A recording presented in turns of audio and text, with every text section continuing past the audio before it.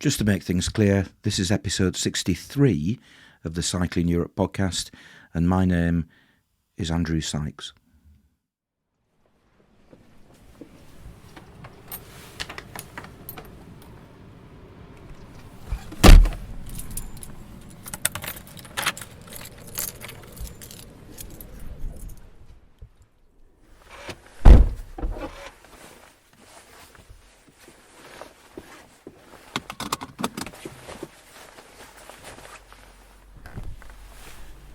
Welcome to episode, 60-something of the Cycling Europe podcast. I did have a plan a few days ago, or a couple of weeks ago, to catch a train down to the east side of Wales, down to Llangollen, and meet somebody who I'm going to talk about in a few moments. But everything's kind of transpired against me, and I've just jumped in the car. I'm going to drive down instead. It was a combination of the horrible weather, the train strikes, and the fact that I've now got to be back in West Yorkshire this evening. But irrespective, I'm still looking forward to getting down there, meeting the person I'm going to meet, and finding out all about her travels and what she's done since coming back from her travels. So, let's get started.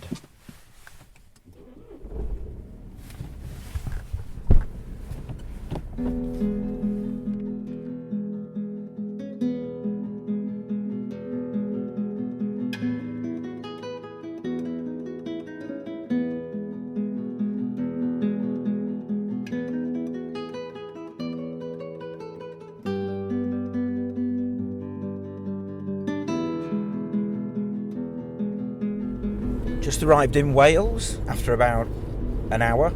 It's just past 10 o'clock, and would you believe it, the weather has completely transformed.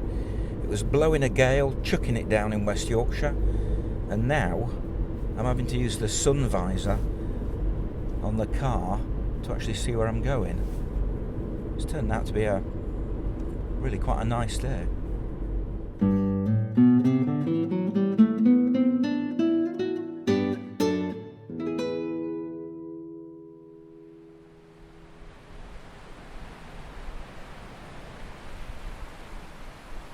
That's the sound of the River Dee, not the one in Scotland, but another one here in the east of Wales, and it's a raging torrent of a fast-flowing river, standing on the opposite side of the bank to where I think the town is, the town of Llangollen, that is, which is where I'm going to be meeting the interviewee for this episode of the Cycling Europe podcast. More about her in a few moments, but I'm not meeting her until 2 o'clock in the afternoon. It's only 11 o'clock now, so I'm just going to spend 2 or 3 hours wandering around, seeing what I can discover in the town of Llangollen.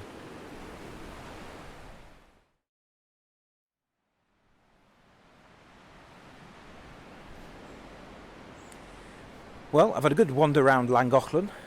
I'm still near the river, as you can probably hear. I've been up to the International Eisteddfod Pavilion. That takes place in July, not in late December, unfortunately. Busy high street, very popular with tourists. There's a canal that you can walk, cycle and, boat along, of course. And there are even quite a few canoeists in the river, which doesn't surprise me because it's canoeing paradise, I would have thought, when the torrent of the river is like it is today. And the town itself is in quite a dramatic setting, steep-sided valley. And up on the hill to the north of the town is a great ruined castle, and I have to say it's a pity I'm only here for one day, because if I had the time I wouldn't mind climbing up that hill to have a look at the view that you get from the castle, perhaps the next time I'm here. The reason I'm in Llangollen is because of the Cycling UK 100 Women in Cycling list that was published a few weeks ago. Now, every time they've done this, I have a look through to see if there's anybody on the list who might potentially be an interesting person to speak to and appear on the podcast. And I looked at all the pictures on this year's list, and there was only one picture of somebody on a bicycle with a pannier, and that was Beth Ward. And when I looked into her, well, this is what it says on the Cycling UK website about what she's done. She's the founder of Drosi Bikes, which is a community bike workshop here in Llangollen. Now, she started the bike workshop with her partner, and this is where it gets interesting, after a ride from Wales to Istanbul inspired them to think cycling was the answer to pretty much all of life's problems. It's quite a claim. And then they've quoted her, and she says, "I've been riding bikes for as long as I can remember, and I dream of the day that the humble bicycle outnumbers the cars on our roads." Now, before I wander off to find Drosi Bikes, which is not too far away from this windy bandstand, just one more thing. This is from the Drosi Bikes website, and I think it refers back to the journey that she made from Wales to Istanbul. She's written, "Hours, days, weeks and months in the saddle does something funny to your brain. We came back from our trip convinced that cycling was the answer to all of life's problems, and that if we could convince every last one of you to choose a bike, not a car, we'd be well on our way to saving the planet." She's not going to be too happy that I decided to jump in my car today rather than take the train and then cycle from Wrexham. But anyway, I have my excuses pre-prepared.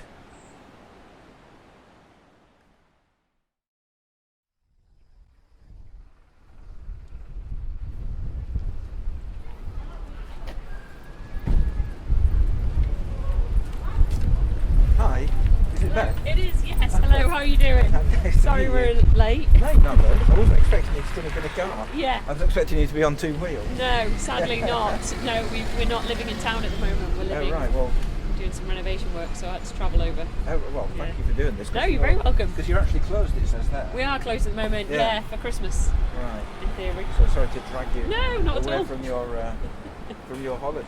That's good. I'll introduce you to Robin as well. This is Robin. Hi. Other half and Nice other to half meet you. of Drosi as well. So I'm Beth Ward. I'm director, co-founder of Drosi Bikes in North Wales. And congratulations, because you're also on the list of 100 women in cycling 2022. So Yes. congratulations on that. Did that come as a surprise? I mean, I got an email saying I was nominated. Yes, complete surprise. But now I do know who nominated me. Right. So, yeah. I mean, it's an honour. It is. But I've got to admit there aren't that many women in cycling. So I'll take it.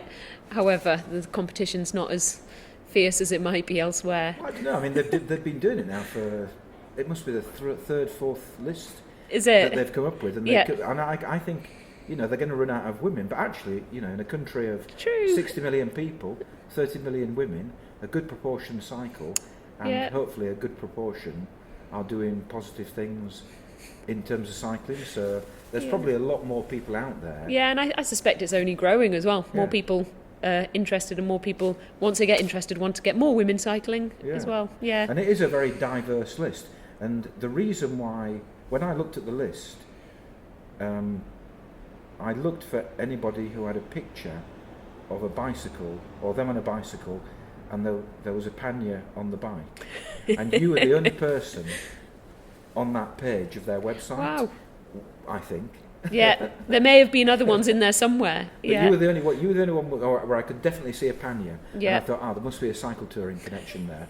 Now you're listed on the 100 women in cycling list as a, let me get this right, industry guru. Industry mogul. Mogul, Yeah, that's right. either Industry way, I'll mogul. take either one. Yeah, but actually, you're the origin of your journey in cycling is cycle touring. It is indeed, yes. So, well, take us right back to the beginning. Have you always been a cyclist? I mean, I've always ridden bikes, yes. As a kid, or as a family, we always had bikes. We never did big bike rides. It was always just kind of a family, like you'd expect most families to do. And you grew up in Llangollen? In Ruthin, so just down the road from here. Yes. It's a bit like where I come from in the Calder Valley. You're talking a nice flat valley, but you're talking some pretty steep hills. Yeah, it's not very friendly for cycling around here, no. So we'd go on holiday. So I remember Norfolk was a popular holiday, and we went to Netherlands or Holland one year as well. So they'd choose carefully where they took us cycling, but we wouldn't do much. And I think that's probably why we didn't do much, is because it's so hilly and it's all on lanes, and cars are obviously on the lanes, so it's not very family friendly. So we did bits and pieces, and then I always since working, I've always gone to work by bike. So I've lived in cities since university, and commuting by bike was just the obvious choice. I mean, I don't know if you've ever commuted by bike, but it's often faster and you're outside and far less stressful. So I always commuted by bike. So I always saw cycling as more than just a kind of a leisure activity. It was always a way to get from A to B, or a way to be outside instead of sitting in a vehicle. And then I guess I'd started relying on a bike, and that's where the cycle touring. And then I met Robin, my partner, who is of a similar mindset, and we've done a few little short cycle tours, but never anything like what we did when we cycled across Europe. So that was. So when did you do that? What year was that? Oh, that was summer before the pandemic. 2019. 2019, yes. So relatively recently. Yeah. So were you working? I mean, you went from Wales, from Llangollen. Yeah. To Istanbul? So I set off from Carnarvon, actually. Right. So I did I don't know if you've heard of the Lawn Lass down from North to South Wales. Yeah, I did that with my parents, so they joined me for the first 4 days, and I met Robin, who had just finished work the day before. We met in Monmouth, and then we rode from there, and then into Europe from there. And was it the kind of job that required you to throw in your job and abandon everything back here? His was by choice. He left, and mine, I actually did go back to. So I was living in Cornwall, working in Cornwall, and then I managed to get a different role up in North Wales with them when I got back. But it was a kind of, we are leaving, and I think if you've got a job to come back to, it changes the dynamic of the trip. For us, we wanted an open-ended trip. We didn't know we were going to cycle to Istanbul when we set off. There was no direct plan. We kind of took it day by day, week by week as we were on the road. And I think if you know that you've got to be back by a certain date and you've got a certain plan, it's a lot more restrictive, both in the trip itself, but also where your mind goes when you're away. You can't quite get into that same rhythm.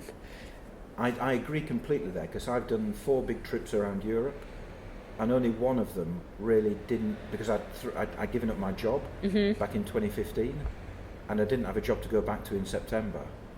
And you're right, it did change the dynamic, because it basically meant the only parameter on the length of the journey was either a physical one or a financial one. Basically running out of money. Yeah. But it wasn't. But on the others, I've always, in the back of my mind, I've always been very conscious of the fact that I've got to be back at school on the, 1st, 2nd, 3rd of September. And therefore, you get halfway through, and suddenly you're like, "Oh God, I'm halfway through," and you start slowly starting to think more and more about your return. Yeah, that's such an interesting point. So, how long did it take you to get from Wales to Istanbul in 2019? It took us, I think it was exactly 3 months to get there, and then it took us 1 month to get back. So we took the long route there, I guess, and then we ferry hopped back across Greece, Italy, Spain, and then up from Spain. Okay. Then. And had you done any long distance cycling before that? No, I don't think I had. Robin had, so he was definitely the driver for it. I hadn't. I like the idea of it. I've always I love planning adventures and I love long distance things, but I'd never done one to that degree. I'd done weekends and stuff like that. That was a different kettle of fish. Yeah. And how did you kind of immediately love it, or did you was there a kind of a period of acclimatisation? Oh, yeah. I mean, the first few weeks. I don't know how different it is. I've never done one by myself. So there was a lot of figuring out how we go on a cycle trip together. And we both ride different paces. We both have different agendas for the day. We both want to stop for coffee at different times. It's kind of figuring that out. I want to ride harder. He wants to ride like more relaxed. One day I'm tired, the next day he's. So it's kind of, I think that was the acclimatization. And then as soon as we got into the groove of each other's rhythm, and then it was much more enjoyable, I guess. And we kind of, you could fully appreciate it, and you knew where you stood. And you were camping? We were camping, so it depended a little bit on the countries we were passing through and the weather. So if the weather was, like, if we had grim weather for a few days, we'd book into a hostel. We tended to do 6 days riding, 1 day off, and we'd probably like either get a hotel or an apartment or something for that day so that we could fully relax, unless it was sunny and you can relax camping. But if it's rainy on your day off, it was harder to do that. So we were combination of wild camping. The municipal campsites in France are great, so we did a lot of staying in them. And then Europe, kind of Central Europe, so Austria, we passed through in the like peak summer, so everywhere was just jam packed. So that definitely made it a little bit harder. And then the further east we got, the more tentative we were with camping. So we still did camp, but we probably erred more towards apartments and hotels, and it also got cheaper there as well. Why was that? What was that? I've got a real, like, I'm a light sleeper. I don't sleep well, and then so overnight anything wakes me up, and then I just lie there. My imagination just runs wild, and Robin's a great sleeper. He sleeps through anything. So it was probably more me who were towards the kind of getting an apartment or something, just so I could get a full night's sleep and relax. Yeah. And at what point, you said at the beginning that you didn't set off with the intention of going to Istanbul. Yeah. At what point did you think, okay, let's aim for Istanbul? We would discuss it every day. Where are we going? We were planning. Well, I can't remember where we were planning. We were thinking Georgia, and then we looked at a map and saw how big Turkey was, and we were like, oh my god, that'll take us weeks to get across Turkey. And coming back, we didn't want to fly back, so that was quite a restriction for us, because once you get to Georgia, you've then got to cycle back through Turkey to get back. So Istanbul just seemed like an obvious place, but halfway there, we did actually, we called it an Istambargo, where we just we're not allowed to talk about where we were going, because every day we'd just revisit where do you want to go? And you just get focused on the end point instead of enjoying the day as you're going. So we stopped talking about it for a couple of weeks, and then we were like, okay, let's just go to Istanbul and see how we feel there. And it just felt like the obvious place to turn around, turn right, and you're kind of looping back on yourself. And then you, like you said, you ferry hopped.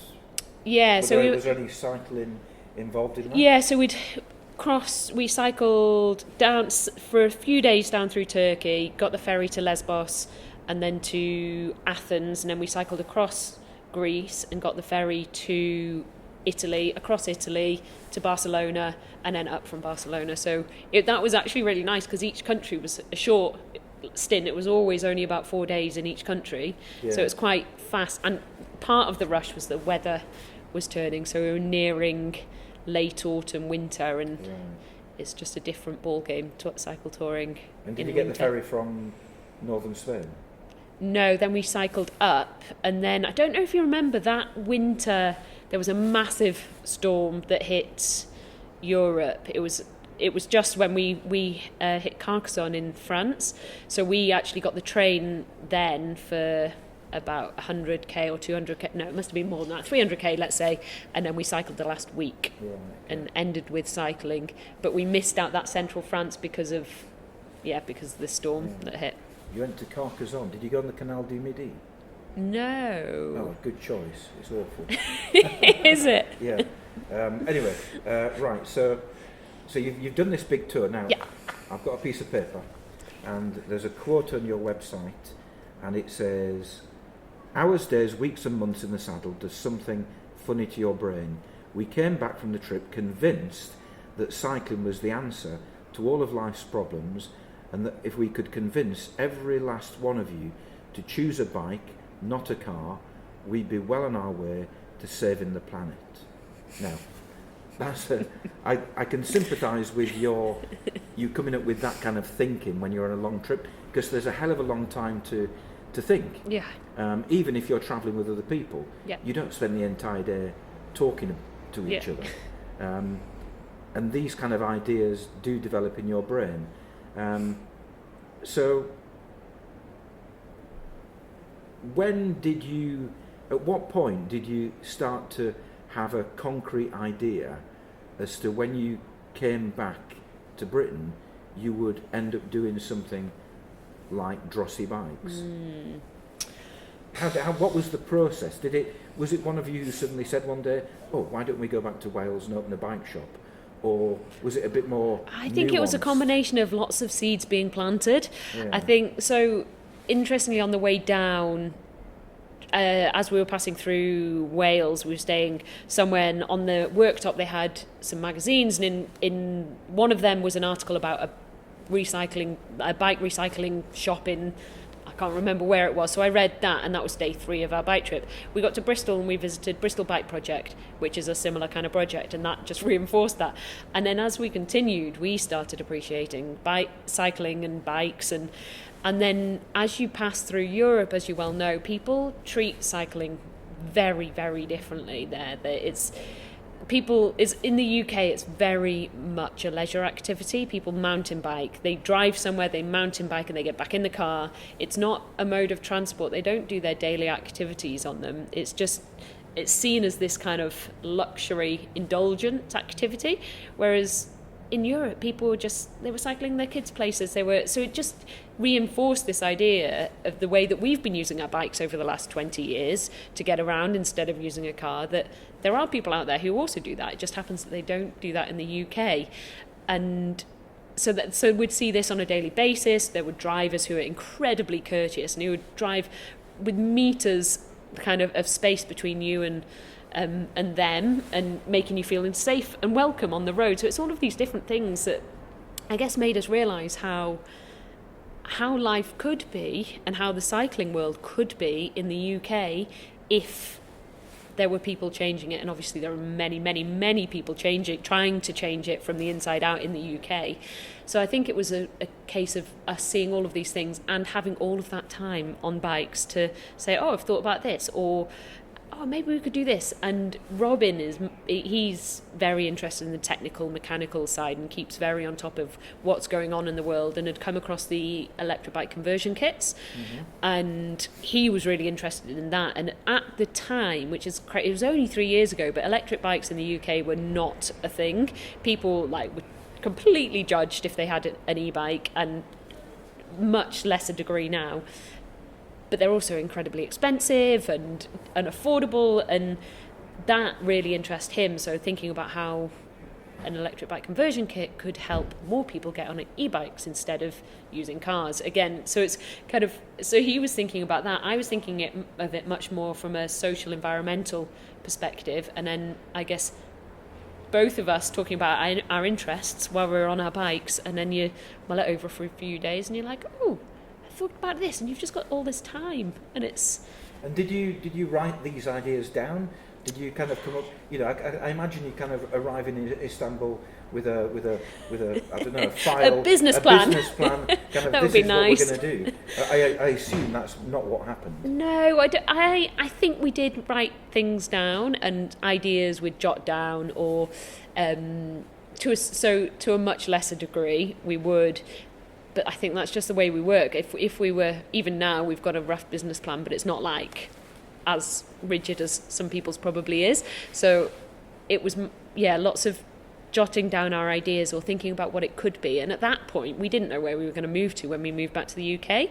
So we had this idea of what we wanted to do, but then we were like, but we don't know where we're going to be, and is there a need for it there? And so when we moved back to North Wales, we were then trying to figure out where in North Wales we'd live, and coincide that with how it fitted with our idea for Drosi bikes or a bike workshop. And so we'd pick somewhere and be like, yeah, but there are there's no need there, or people don't cycle there, and so it was trying to fit all of these parts together. And then COVID happened, and by that point we still hadn't started Drosi Bikes or the project, and then we saw this massive increase of interest in cycling and people trying to get hold of bikes and people trying to get hold of electric bikes, and suddenly people were engaging with bikes a lot more than we'd ever seen before. So that's when that kind of gave us a kick up the arse to actually get things going. Because lots of people come up with really, probably quite innovative, good ideas when they're on long bike rides.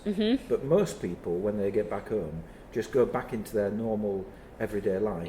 And the idea never comes to fruition. The one other person or two other people that I can think of who did have an idea on a long bike ride are Tim and Laura Moss. I don't know if you know them. No, I don't. They founded the Cycle Touring Festival, and they did it. They had this idea when they were cycling around the world of doing that, and when they came back, they did found that festival, which is still going.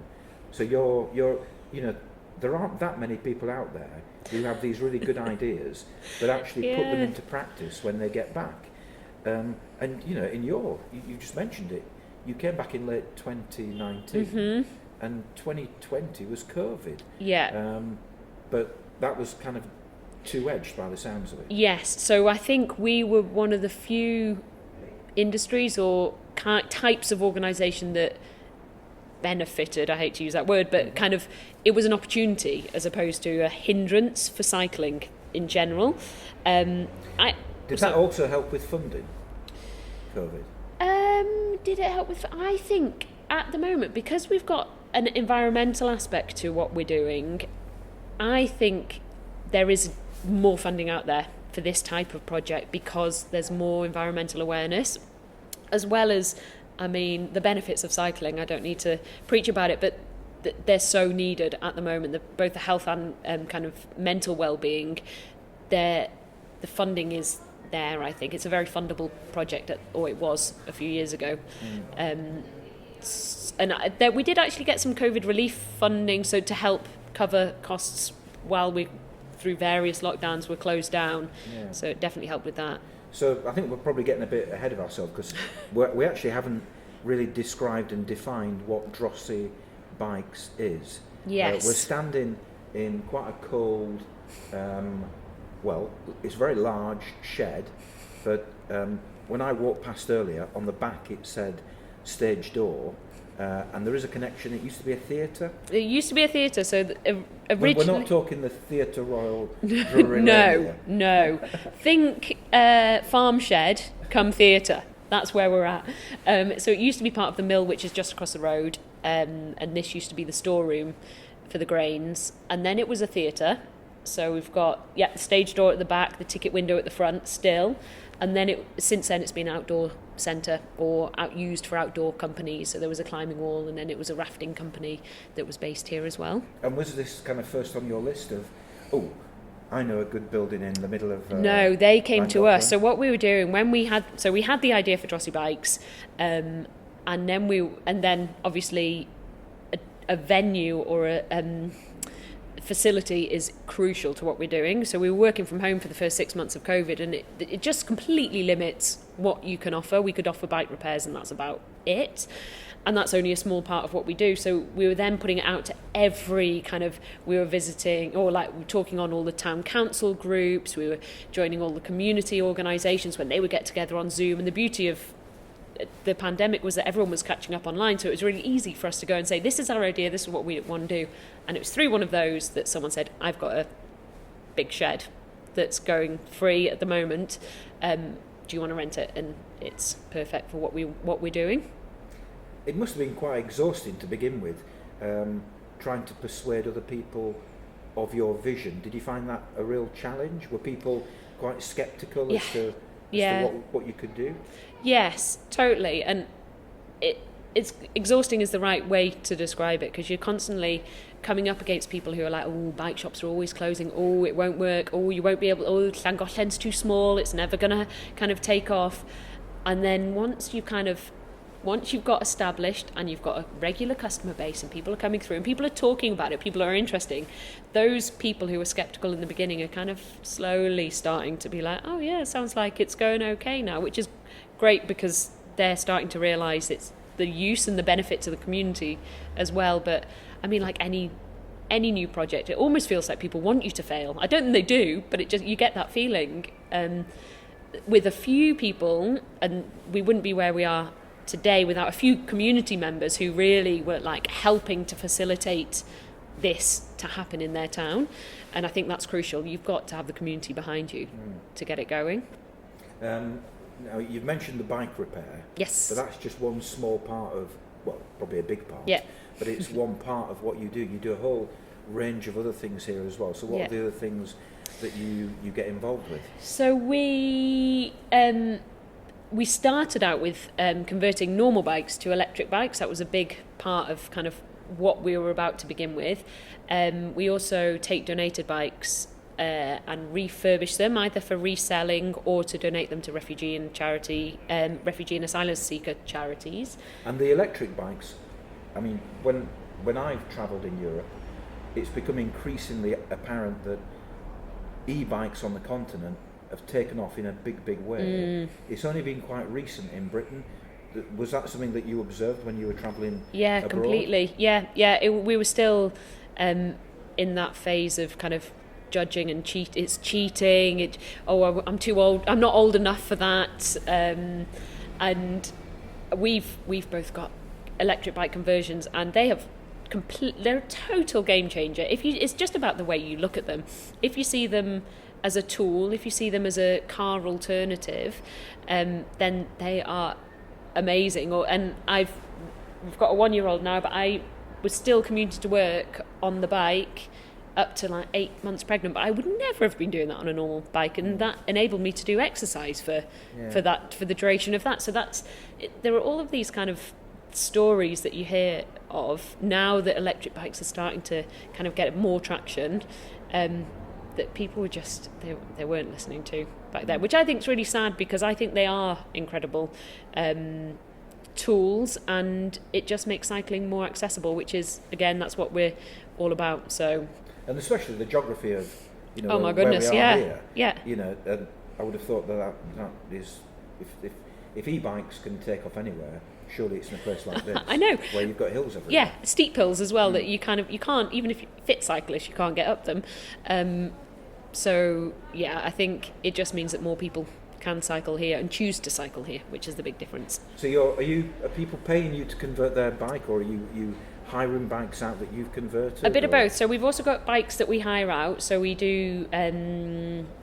They're kind of, the idea is to promote active travel locally, so locals can rent them for a donation base, but we also hire them out to tourists or anyone who's visiting, and that's a bit of income generating for us. And then we sell secondhand parts as well. We run lots of DIY workshops, so people come in, use our tools to fix their own bikes, and then we do maintenance training, so teaching people. We have a whole women's project where we're trying to encourage more women to get involved in bike workshops. And actually, we're very proud of the fact that we have 2 women and 2 men who work in our workshop, both all qualified mechanics. So it's very rare that you come across that in a bike workshop. It's just trying to change the status quo, I guess, and challenge that. And that must help with women coming through the door. Totally, and actually having a conversation with another woman about a bike. Because even you tend to walk in and have a conversation with a man. Yeah. I mean, my mechanical skills are pretty minimal, and I feel intimidated very often when they start talking about sprockets. You easily get lost, can't you? I know. But presumably that breaks down the barrier of people coming in. And I think we all make a conscious effort not to use jargon, we say it's non-judgmental bike repairs, make sure people don't feel kind of, I don't know, like they don't understand or they don't belong here. We work on all sorts of bike, and mostly lower end, so people feel comfortable bringing the bikes they haven't maintained, and we're not going to judge them for not maintaining them.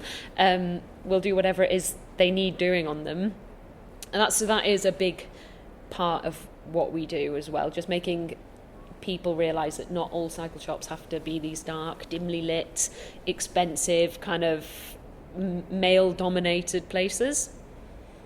Yeah, I mean, some bike shops nowadays, they resemble clinics. Yeah. Rather than, Yeah. where surgery takes place. Yeah, where you don't want to touch anything in case you damage it, So, looking around the workshop, looking around the shed, old theatre, whatever it is, you've got bikes here that presumably these are for sale. Yeah. Because I can see the label, £60, Yeah. £50, and they're all donated bikes. They've all been donated and then refurbished either by volunteers and then checked by one of our mechanics, or done up by our mechanics. So if any parts need replacing, they've all had a safety check and make sure they're in kind of good working order before we sell them on. And do they sell quite quickly? Or? They really did last year. This year it slowed down a bit. I think the second-hand market's kind of saturated since COVID. I think people are just spending less as well this year. Yeah. You've got your workshop over in the corner, which looks pretty well equipped. Yep. And then you've got some about 8-10 bikes which are hanging up. They're all black bikes. Mm-hmm. Are those ones that you've converted, that you've bought? What do you rent those out? Or? Yeah, so we rent them as kind of traditional hire bikes, but we've got half and half. So half of them are converted by us and half of them are just bog standard bikes. The idea is that people can have a go on a converted bike before they invest. The last thing we want to see is people buying an electric bike that never gets used or converting a bike that they then never use. We want to make sure that people know what they're letting themselves in for, know how it works before they go ahead and do it themselves. Know that it's fit for what they need. So that's why we chose to convert them as opposed to buy electric bikes. Apart from the price, I think you mentioned that the converting is far cheaper than buying. How do they actually work? I mean, if I brought my bike in, how would you convert it to be an e-bike? So it fits, the motor fits in the bottom bracket. So you take off all of the parts around the bottom bracket, the motor fits in there, and everything else remains the same. The battery fits on the frame, and then it's all wired up with the screen on the handlebars. So it's very it fits with 95% of bikes. So it doesn't do carbon frames, full suspension. The battery doesn't fit because of the geometry of the frame. It doesn't really fit in there. So there are the odd exception, but it fits most kind of normal bikes. And then you've got a couple of rooms. You've got a couple of doors. Mm-hmm. You've got more bikes through there. Yes. Is that right? Yep. So they're more donated bikes, and then also all of our second-hand wheels and tyres are stored in there as well. And then you've got, is that your office next door? No, that's another business next door. Ah, right. Yeah, so they rented the office space there. Right, so they're nothing to do Nope, with they're this. nothing to do with us. Okay, and then you've got a mezzanine. Yes. What's up there? More bikes. So we were worried that people wouldn't donate, that there weren't enough bikes out there to be donated to make this work in a small town. And at one point, it must have been 2 months ago, we had to stop taking donations because we've got 130 bikes waiting to be refurbished. Our limiting factor is the number of people we have working on the bike, so it's staff or volunteers. But people are incredibly generous with the bikes that they donate. We've had that full suspension there has been donated. We had a couple of road bikes donated, so we get a whole range of bikes that people they like giving to a good cause, and they like the idea that it's not going to end up in landfill, that it's going to have more use out of it, and people seem to be get behind that. And are you the only place in Llangollen that is a bike shop? You're kind of a bike shop with a difference. Are there other bike shops? With that difference, surprisingly there are 3. So for a small town, it seems like quite a lot, and that's another reason why we're quite specific on what we offer and the type of bikes that we work on. We'd say we focus on utility cycling, so people who are family cyclists or cycling from A to B, or kind of your average bike. There's a high-end bike shop. They sell lots of really nice, expensive parts, and then there's another bike shop that works much more with road cyclists and selling new bikes, neither of which we do. So we kind of fit within that niche, and I think in a small town you've got to make sure that you don't. We work quite closely with one of them because we don't want to be competition. We want to make sure that we all work and we all kind of find our place in the local community. Yeah, you must have coming today in the middle of winter, it's fairly obvious that Llangollen is quite a popular place with tourists. Mm-hmm. I would imagine in the summer even more so. Is there, or do you get involved in the tourist trade? Do you do guided tours or things like that? No, we get involved with regards to bike hire. So that's definitely picks up in summer. We have talked about doing tours, and we've been kind of debating whether it aligns with what we're trying to achieve, which is much more the environmental utility, which it doesn't quite, but it definitely aligns with getting more people on bikes, which is also what we're trying to do here. And a lot of people, when they come to hire bikes, they're a bit nervous about where they can go. So there is a canal path in town that most people, 99% of people, just go along the canal path to the aqueduct and back again, because they can't get lost. Straightforward, they don't have to think about it. And I think with a guide, you can, there's so many beautiful spots around here that could be explored, and lovely country lanes. You don't have to go along the busy A5. It just makes all of these amazing scenic spots much more accessible with a guide. So I think there's definitely scope for doing that, and we've talked about doing it in the next year or two for sure. Where do you get your funding from, apart from people actually buying the bikes and renting things? You're a not-for-profit company? Yeah. Community interest company? Yeah, exactly. Yeah. But you still need external funding, is that right? Yeah. So we're partially reliant on grant funding. So to date we've pulled from various small pots. So we've had some from the National Lottery, some from local funding pots, some from kind of comic relief funding as well. So it's kind of drawing for each of our individual projects. We draw in a little bit of money, which helps us keep on delivering all of these activities. Mm-hmm. And it also makes sure that we can offer things for free. And I think cost is a real barrier to lots of people cycling and fixing their bikes or getting out on their bikes. And it means that we can, for people who can't afford it, they can still get their bikes, kind of keep their bikes on the road. And I think that's quite an important thing.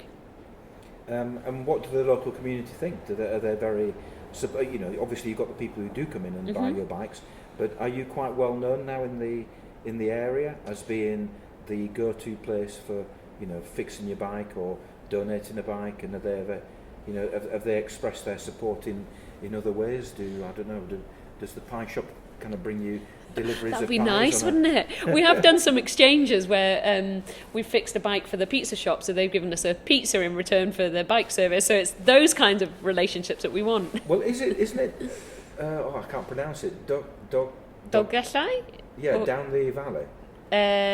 Don't they have a bartering system down there? Oh, is it Machantith you're talking about? That's yes, right, yeah. So it's skill for skill kind of thing where they do, which would be amazing. Yeah, there's a great pie shop, so I'm all for it. Yeah, because that's on the Long Last Cymru, isn't it? Yes, yeah. And I remember cycling through, and I must have seen something about, or read something about this bartering system that they had. Yeah. And actually, Llangollen is not that dissimilar a place. No, it's a very similar vibe, isn't it? Yeah. Lots of kind of alternative thinking people who might be up for it. So, well, there you go. You planted the seed there, didn't you? Yeah, you heard it here first. And how do you see it kind of in the future? Will it, if I came back in 3-4 years' time, will you have moved into a beautiful new building? That would be nice. With lots of Pinarello bikes on the wall? Yeah, lots of expensive bikes, dim lights. I would like to think it's slightly better organised than it is now. Whether we're still, this is an ideal location. We'd love to stay here. Whether the building survives is another matter.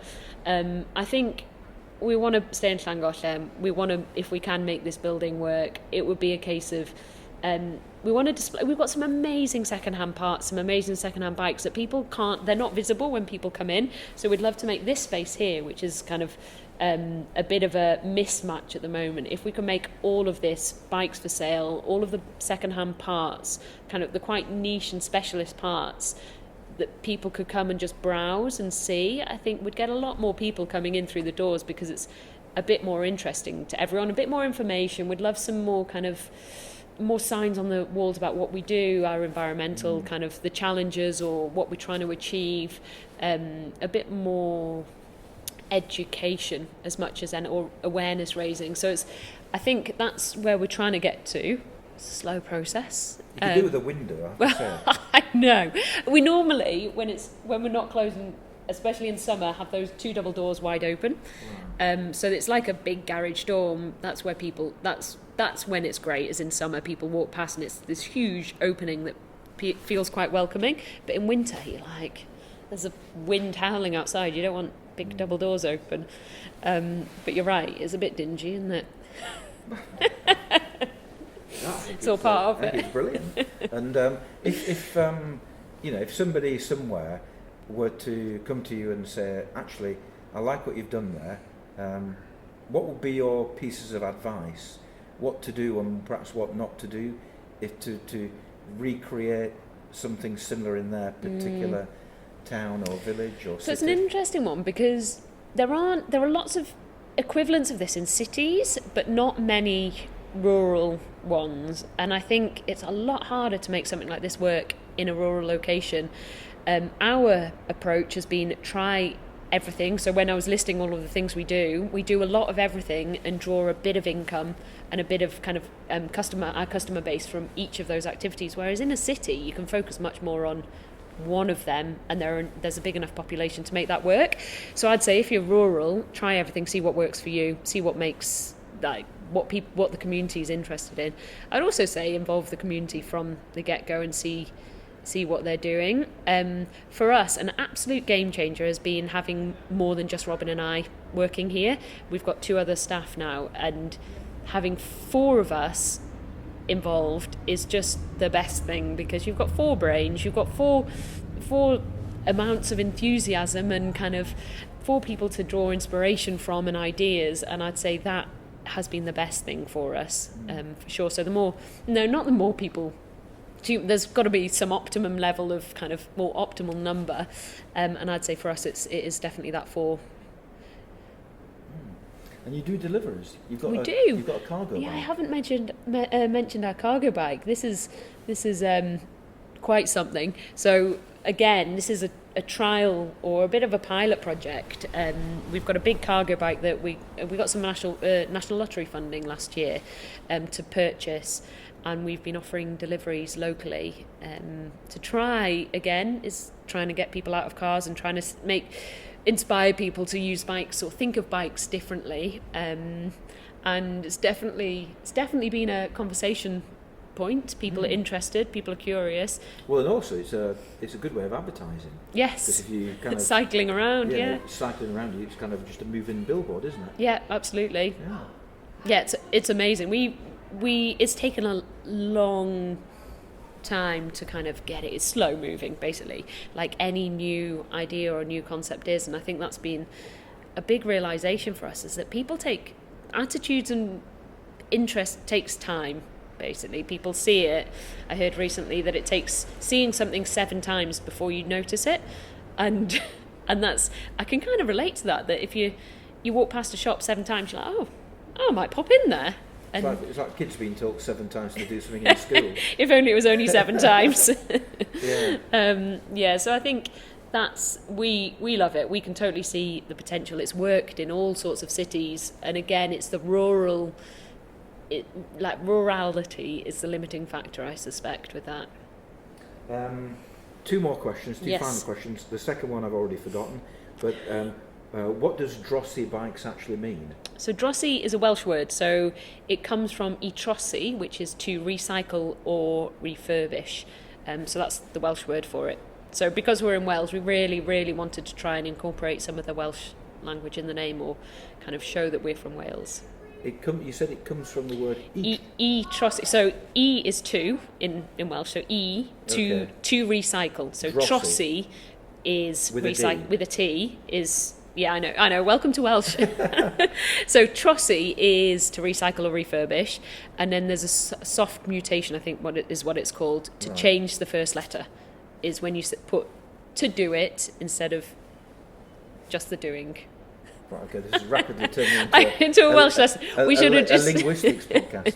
I still don't understand that, So- but don't worry about it. No, Don't worry. we But were- anyway, it's called Drosi, and Exactly, yes. It comes from the Welsh to recycle or reuse. Exactly. Yeah, that's all you need to know. Right, okay. And the other question is, going back full circle, have you got any plans to head off again? Because you've now got a We've small got a child. 1-year-old, yeah. Yes, we're going to Brittany next year and we're going to cycle there. So God knows how that'll go with what's he going to be, 18-month-old. I think we're going to draw from inspiration from all of the people, the families before us who've done big trips, and we'll be busy Googling and reading blogs, I'm sure. I suspect that'll be our first big-ish trip, which I'm sure will seem massive with a baby. And we'll probably do some practices to see how it goes.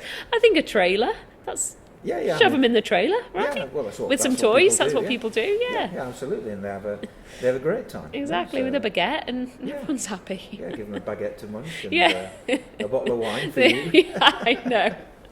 Right, okay, well, thank you, and again, congratulations on the being one of the 100 women in cycling 2022, and long may Drosi bikes continue to flourish in the future. Thank you, it's been a pleasure. And thank you to Beth of Drosi Bikes. You can find out more about the bike shop and what they do if you go to drossibikes.org. That's Drosi, D-R-O-S-I, drossibikes.org.